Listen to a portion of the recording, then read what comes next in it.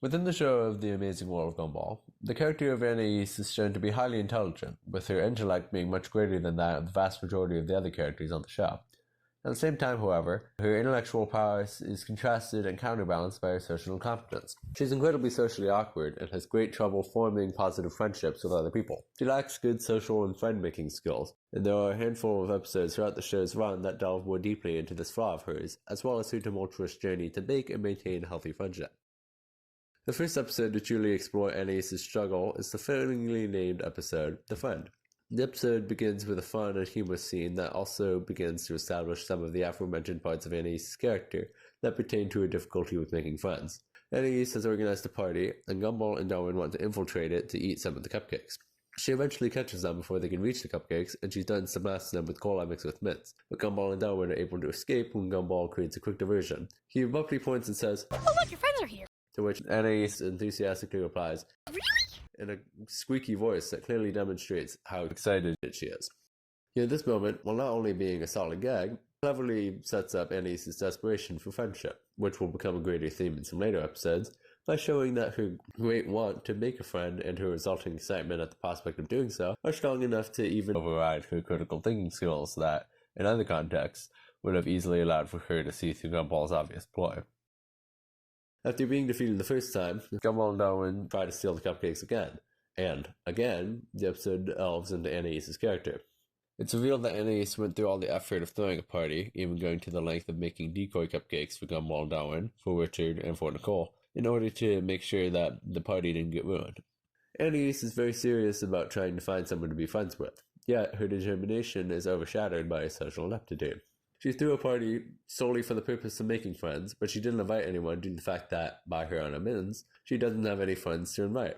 Anais, in spite of all of her smarts, does not understand how friend-making works, and this sheer social incompetence is encapsulated quite well by her naively assuming that the mere act of throwing a party will automatically cause people to show up whom she can try to befriend. Gumball and Darwin, seeing all of this and seeing how upset she is, feel bad for her, and they decide to make her an imaginary friend to cheer her up. They get her to imagine with them, and, around the time that they do, a monster shows up who then pretends to be said imaginary friend, thus beginning Anais' first failed, almost friendship. Anais longs for the chance to befriend someone, and yet, when handed an opportunity to do so on a silver platter, she has no clue what to do and completely freezes up. It's only with Gumball and Darwin's assistance that she reluctantly begins the friend-making process. The monster shares Anais' lack of social skills, and their first few interactions are quite uncomfortable, with both of them being tense around the other. With Gumball and Darwin's pushing, however, they start to form a genuine connection. Their social awkwardness proves to be both an obstacle right at the beginning, and the main thing that kickstarts their bond later on. Their eccentricities and struggle with socialization give both of them something to endear them to the other person, and allows them to relate to one another. After a few unpleasant initial interactions, their walls begin to come down, and they become comfortable with one another, beginning what could have been Anais' first true friendship. The relationship the monster and Anais have is a healthy one, but, unfortunately, it never evolves into a fully fledged friendship as it gets cut short. The monster turns out to be a wanted home invader who's been seeking connection after the death of his creator, and, after Richard and Cole find out that he and their kids have been spending time together, Nicole calls the police. The Waddington kids fight for Anais' potential friendship, but their efforts turn out in vain. The monster is forced in hiding, and Anais and him have an amicable goodbye. After losing the closest chance she had towards finding a true companion, she finds herself back at square one. What she had with the monster was nice, but it wasn't meant to be. What could have been the end to Anais' quest for a healthy and lasting friendship instead ended up only being the beginning, as she would be without a pal in time for Billy to show up in a later episode and inadvertently turn what was initially a one-off failed friendship into the makings of a trend. The next time Anais' friendship would show up in a major way would be The Egg, where she meets Billy. Nicole invites Billy and his mother over for lunch to impress her and earn her respect. And, during this visit, Billy and Anais are forced to interact with one another, which they both find quite uncomfortable at first.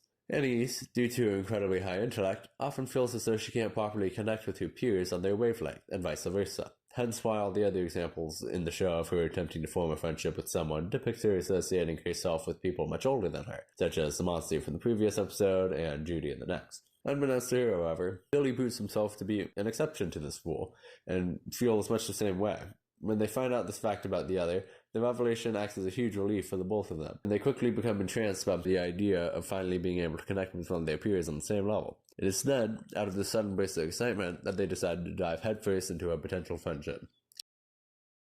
They get the ball rolling on talking to one another. They immediately hit it off. They find that they have a great amount of things in common, and they run away together. Everything seems to be going swimmingly, so they're practically mirrors of one another. That, however, is where the problem starts to creep in. Millie and Anais are so delighted to finally find someone their age they can relate to and connect with on their level that they instantly try to delve straight into a potential friendship. Unfortunately, however, in spite of how seemingly great the relationship starts, there's a foundational problem. Their excitement towards finding a peer they can relate to is what made them start the relationship in the first place, but it's also what made them base said relationship off of superficial similarities. Rather than building the possible friendship on a foundation of mutual respect and genuine enjoyment of one another's company, they built it on a foundation of shared, surface-level personality traits, as well as interests, such as their tastes in art, music, and philosophy. Because of this, the relationship was destined to fall apart as soon as they came across a minor difference. In this case, their opinions on the show Daisy the Donkey. A difference as trivial as this could have easily been overcome if the relationship had a solid foundation, but because it was built on the petty basis of superficial traits and tastes that they had in common, the relationship couldn't handle the pressure and fell to pieces as quickly as it had formed, with Anais cutting Billy out of her life. The almost friendship wasn't necessarily unhealthy, but it had a foundational flaw that led to its inevitable failure, once again leaving Anais without a buddy. With two failed attempts at befriending someone under her belt, coupled with her general social ineptitude and awkwardness, Anais' desperation for a companion only grew stronger, and it would be that desperation that would lead her into one of her unhealthiest relationships. The Parasite is the third episode in the saga of Anais' journey to make a friend, and with it comes the third candidate, Jody. The relationship begins with an extremely mundane interaction most people wouldn't think too deeply about. Jody asking Anais for a pen to borrow and giving a polite smile of appreciation upon being given the pen. Being starved for friendship, however, Anais would latch onto this practically meaningless gesture from Jody and take it to mean far more than it was ever meant to. For Anais, this single act means that they are suddenly friends, and that quote-unquote friendship is not something she's going to take lightly. Immediately, Anais begins to vehemently hold on to this new quote-unquote friendship and becomes clingy and overbearing. From the first scene of them actually being together, not including Gumball and Darwin's imagination sequence, which is intentionally misrepresentative of the truth for the purpose of aiding the episode's twist as well as setting up a few jokes, Jody and Anais' dynamic is there for the audience to see.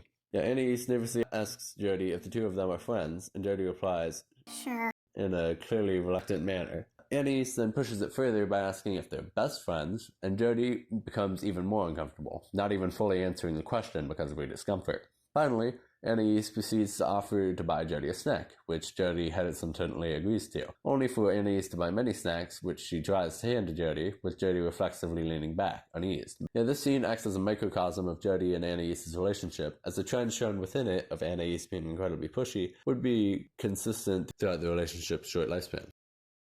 Jody is by no means a bad person. She doesn't appear to harbor any animosity or hostility towards Anais, and she's not completely ungrateful for Anais' generous gestures, at least not in the traditional sense, but she doesn't reciprocate Anais' desire for friendship with her, and partly, if not entirely because of that, feels intensely uncomfortable with Anais' constant self-sacrifice. Anais repeatedly does favors for Jody. She offers to carry Jody's bag, she tries to pay for Jody's lunch, she blocks a dodgeball that would have hit Jody by allowing it to hit her, and so on. These sacrifices are constant, and with how overbearing Anais is, she practically, if not literally, as in one case, forces them onto Jody. Jody is made viscerally uncomfortable knowing how much Anais is doing for her, considering how one-sided the relationship is and how she never particularly wanted to be Anais' friend in the first place. Meanwhile, Anais, blinded by her unbridled hunger for a friend, completely fails to understand or consider Jody's perspective or to notice Jody's visible discomfort. Eventually, the relationship completely falls apart. Once Anais starts to learn the error of her ways, she apologizes, even if she does fall back into her bad habits seconds after apologizing, and lets go of Jody. But it's far too late at this point. Jody runs away from Anais as fast as she possibly can. The bridge is burned, and Anais is to blame. For the third time, Anais tried to befriend someone, only to end up alone. While she would go on to abandon many of her clingy tendencies, presumably as the result of this experience with Jody, the desperation for friendship which fueled them would continue to grow by the time she reaches attempt number 4, Josh. The guide begins, and from the very first scene, Anais' yearning for a companion and her social incompetence are both front and center. Immediately, the audience can see that she is as desperate as ever, and that, at this point, she has developed a reputation of being overly aggressive in her search for a friend. It's also shown that her desperation, as first illustrated back in The Friend, is enough to override the intelligence she usually has. In this instance, that point is demonstrated through her pricking herself on Carmen's spines more than once by doing the same thing twice. Also returning from The Friend is Anais' extreme naivety and lack of understanding when it comes to how making friends works. She literally hunts for friends, per Darwin's suggestion, hence her aforementioned negative reputation, showing that she's both desperate enough and naive enough to take that tip literally, in spite of the fact that, if she were in her normal, rational state of mind, she easily would have known that taking that phrase literally is a horrendous idea. Plus, she even takes Gumball's sarcastic advice of shooting a potential pal with a blow dart, which further demonstrates those same concepts. Beyond that, however, those two instances of Anais listening to Gumball Darwin, as well as her going up to say hello to Josh, the guy she was going to shoot with a blow dart, when Darwin tells her to introduce herself instead of shooting him, paints the picture that she values Gumball Darwin's insight. Anais, throughout the episode, in a rare course of action for her, repeatedly humbles herself before Gumball and Darwin, and asks for, as well as accepts, their advice. Yet she rightly assesses that, even though she tends to be better than them in many fields of expertise, socialization is a field in which the roles are the exact opposite. She can't help but admit their superiority when it comes to making friends, and so she comes to lean on them greatly in the friend-making process, similarly to how she takes their advice when interacting with the monster in The Friend, although less so there than here. Her trust in them, just as in The Friend, is enough to make her come out of her comfort zone. It is then, because of that trust, that she meets Josh. Within seconds of talking with Anais, Josh seems like the perfect fit for her. He shares much of her eccentricity and, as is revealed later, difficulty forming friendships. Anais and Josh are off to a great start, but, to Gumball and Darwin, the situation is too good to be true. They suspect that Josh must have some sort of ulterior motives, and they spare no time in making their suspicions known to Anais. Anais promptly becomes incredibly defensive. She completely trusted what they said when it came to her trying to make friends before, and she will go on to trust them not long after this. But, for the moment, she's ecstatic to have possibly met someone whom she might have a chance with, and she doesn't want anything or anyone to take that away from her, or to make the situation seem less wonderful than of her superiors. In contrast to her defensiveness and strong initial rejection of Gumball and Darwin's ideas, however, the seed of doubt gets planted in her mind. The next time she sees Josh, she can't help but allow the seed to sprout, and she begins to dread the possibility that everything may go wrong. Even though she appears to be befriending someone, something she so passionately longed for just hours ago, she isn't over the moon. Rather than delighting her, starting to get everything she wanted terrifies her. Her anxiety amplifies each new sign that Josh would most likely be a great companion, and she can't bear it. She desperately wants friendship, yet when she starts to get it with Josh, due to her bad track record with making and maintaining healthy friendships, she doesn't trust it. This distrust then leads her back to the ones she knows she can count on, Gumball and Darwin. Anais, once again, seeks Gumball and Darwin's help, and they agree to conduct tests to see if Josh is truly as good as he seems. Eventually, Josh finds out about the fact that Anais and her brothers have been secretly testing him and gets quite upset, terminating his relationship with her. Anais becomes dejected, and Gumball and Darwin realize how badly they made a mistake. They go at Josh's feet for him to forgive Anais, and he concludes that if they are willing to go through such exorbitant effort for their sister's sake, then she, quote, must really be worth it. Josh walks over to Anais and proclaims that he'll give her another chance. Unfortunately, though, one of Gumball's earlier suspicions about Josh proves to be correct, as he turns out to be a complete lunatic who subscribes to an outlandish cult that compels him to cryogenically freeze any friend he makes for many hundreds of years, bringing the relationship to a swift conclusion. Apart from the monster from The Friend, Josh was the closest chance Anais had at developing a lasting, healthy friendship with someone at that point. He and Anais were very similar in a lot of ways, and they got along quite well. Additionally, Josh was an incredibly nice person who was forgiving of her and willing to be friends. The relationship was also fairly healthy in some regards. Anais admitting to committing an act that she knows is wrong while committing it, but justifying it with the argument that she's, quote, in too deep, is fairly questionable. But outside of that, apart from debatably the very end of the relationship where Josh turns out to be a madman, the relationship was a good, positive one. It's not as though the relationship fell apart due to any dysfunction or toxicity within it, considering that the only example of that was Anais' behavior regarding her testing of Josh, which is something that got resolved well. Instead, It merely turned out that Josh was a dangerous person for Anais to continue being friends with due to his deranged beliefs, and, therefore, she had to put an unfortunate end to any potential friendship with him, leaving her in a position that had grown all too familiar to her. Friendless. After multiple failed attempts, Anais would finally find success in the only one of these relationships she had no intention of entering at the beginning. In the episode The Body, Anais and Jamie are both accused of damaging the school computers in the library, and so they are forced by circumstance to team up in order to clear their innocent names. Anais sees this as a thrilling possibility for friendship and gets wrapped up in the excitement of the situation, starting to ramble before eventually cutting herself off after realizing that Jamie left. Here, through some of what she says, it is shown quite clearly that Anais knows that she often has problems with being too clingy and obsessive when it comes to the friend-making process. In spite of that, however, it is clear that she has improved since the events of the guy. She still severely craves a pal, but she isn't as aggressive in her attempt at finding someone to call a pal as she was at the beginning of the guy, nor does she fall into paranoia and anxiety over the prospect of something going wrong like she does with Josh later in that episode. Anais has experienced obvious growth, and that fact is one of the factors that enables her relationship with Jamie to be the most successful out of all of her potential friendships, but it is not the only one. Jamie and Anais' relationship ends up being the only one to blossom into a full-fledged friendship and stay that way by the end of its respective episode. And, while Anais' character growth in regards to her pushiness is certainly a part of the reason why, the main reason is because, in many ways, the relationship between Anais and Jamie is the polar opposite of the one between Anais and Billy. Billy and Anais had very similar personalities and shared many surface-level traits, but they didn't have mutual respect for one another, instead merely basing their relationship off of what they had in common, which was ultimately fairly superficial, leading to the relationship falling apart as soon as they discovered an equally petty difference between them. Conversely, Jamie and Anais have incredibly contrasting personalities. Anais is incredibly smart and clever, often relying on her intellect to solve problems. Meanwhile, Jamie is an often troublemaking brute who is very abrasive and assertive, as well as not completely stupid, but commonly slower to figure things out than the average person, even though she usually still reaches the same conclusion. There are wild differences, however. Rather than fostering division, fosters mutual respect for one another, which becomes the basis for their eventual friendship at the end of the episode. While they work to prove their innocence and find the actual culprit who broke the computers, both of their problem-solving approaches, fueled by their respective personalities, come in handy.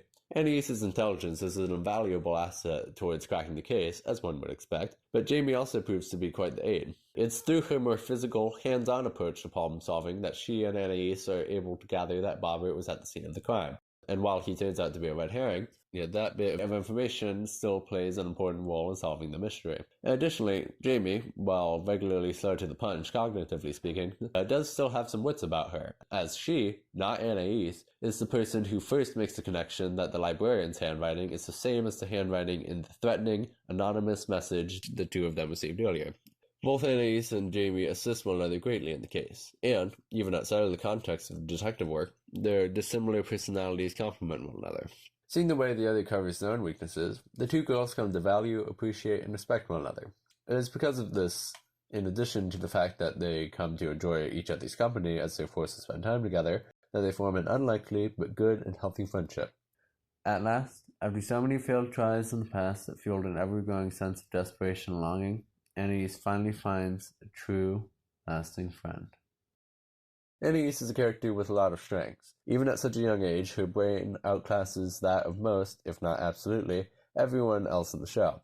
She's often the voice of reason, and her extreme intelligence makes her very talented in many areas of expertise, such as deception and any academic field. With all these strengths, however, she needed to be given weaknesses in order to make her more complex and compelling. And, while certainly not her only flaw, her social incompetence and anxiety is one of her main ones. This flaw of hers is one that is explored quite well and given considerable screen time, with her tumultuous journey to make and maintain a healthy friendship being given a fair amount of depth. Over the course of this quest, Anais faces failure after failure, disappointment after disappointment. She changes and grows, she worsens and improves, but through all of the insanity and the ups and downs, she comes out on top. It might have been a very painful and bumpy road, but it was a road that led her to friendship.